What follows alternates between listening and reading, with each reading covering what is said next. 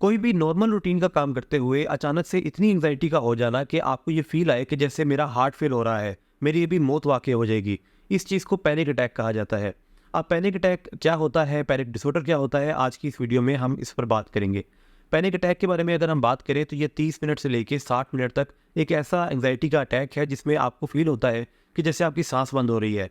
आप लंबे-लंबे साँस लेते हैं, आपको चेस्ट पर स्टिफनेस फील होती है, आपको चेस्ट भारी फील होती है, हार्ट बीट काफ़ी तेज़ फील होती है, ऐसा लगता है जैसे हार्ट फेल हो जाएगा अभी आपका। आपको ऐसा लगता है मैं पागल हो जाऊँगा, मैं मर जाऊँगा। आपको ऐसा लगता है कि जैसे मैं अभी गिर पड़ूँगा। आपके हाथ काँप रहे होते हैं, आपकी पूरी बॉडी काँप रही होती है।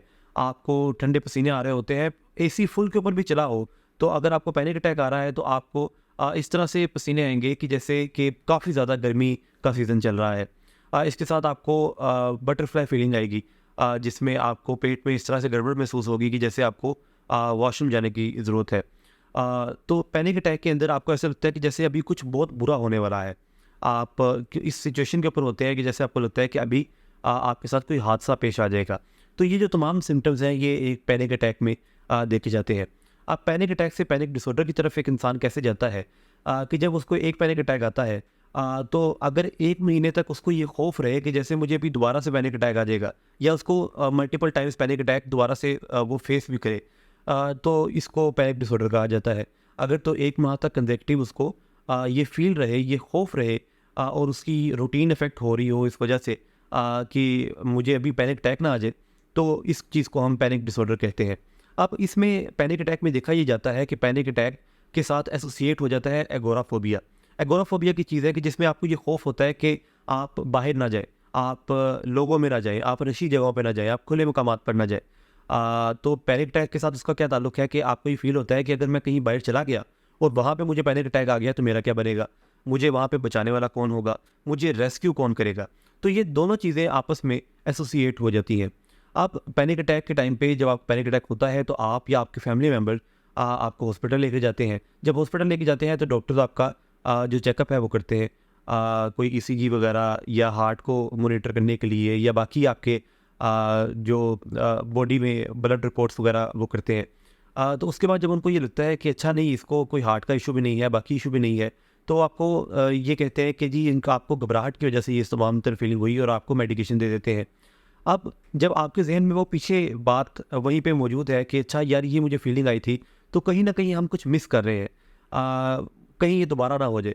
कहीं ऐसा ना हो कि मैं घर जाऊँ उसके बाद दोबारा से ये चीज़ हो जाए। ये कहीं न कहीं हमें ट्रीटमेंट में हो सकता है सही तरह से पता ना लगा हो, क्योंकि दिल का तो इस तरह से हुआ था कि अगर वो दोबारा हो गया तो मेरा क्या बनेगा?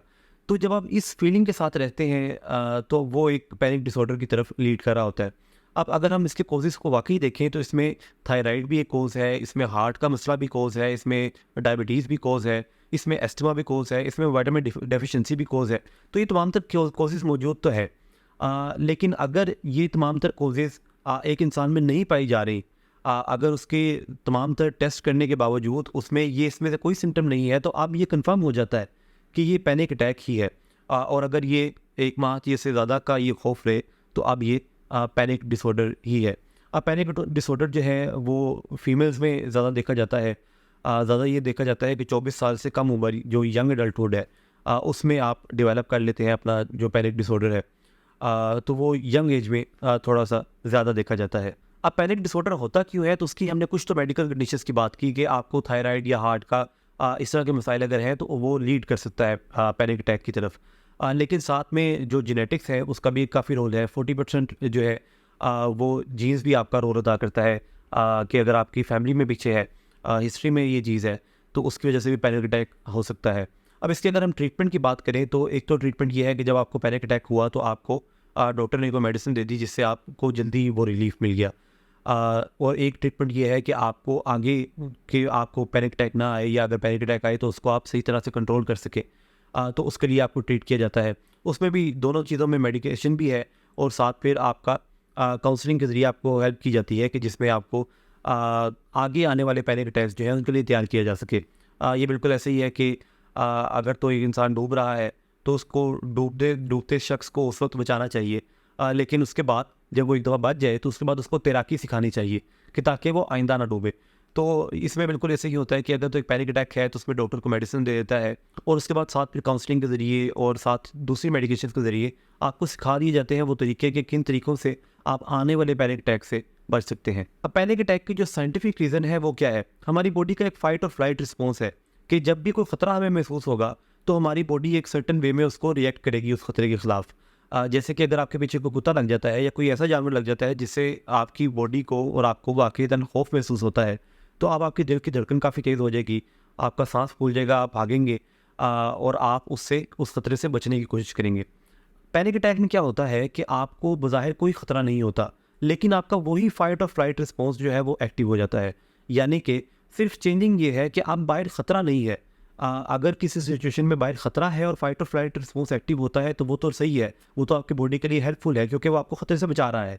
लेकिन अगर बाहर ख़तरा मौजूद नहीं है और अब फाइट और फ्लाइट रिस्पॉन्स एक्टिव हो गया तो अब ये पैनिक अटैक है। पैनिक अटैक के लिए बहुत सारी ऐसी टेक्निक्स हैं जो कि काफ़ी हेल्पफुल साबित हो सकती हैं आपको पैनिक अटैक के दौरान भी और उनको प्रिवेंट करने के लिए भी। जैसे कि डीप ब्रीदिंग की टेक्निक होती है, एक्सरसाइजेज होती हैं जिनके ज़रिए आप अपने आप को काफ़ी बेहतर बना सकते हैं।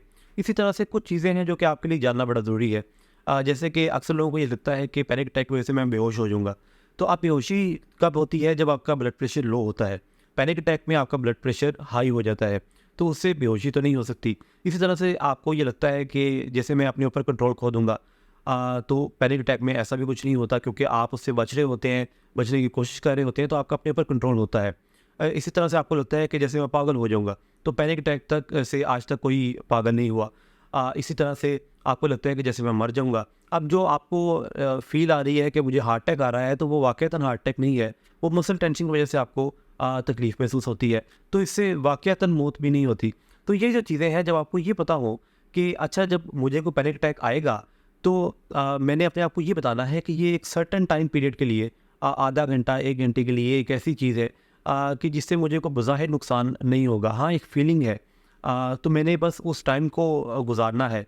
उस टाइम में आपने अपना ध्यान किसी और जगह पर लगा लेना है, तो उससे काफ़ी बेहतर आप मैनेज कर सकते हैं इस चीज़ को। हम आने वाली वीडियोस में बाकी मेंटल हेल्थ डिसऑर्डर्स पर भी बात करेंगे। तो अगर आपको ये वीडियोस पसंद आती हैं तो अपने फैमिली मेम्बर्स के साथ, अपने फ्रेंड्स के साथ इनको शेयर कीजिएगा। शुक्रिया।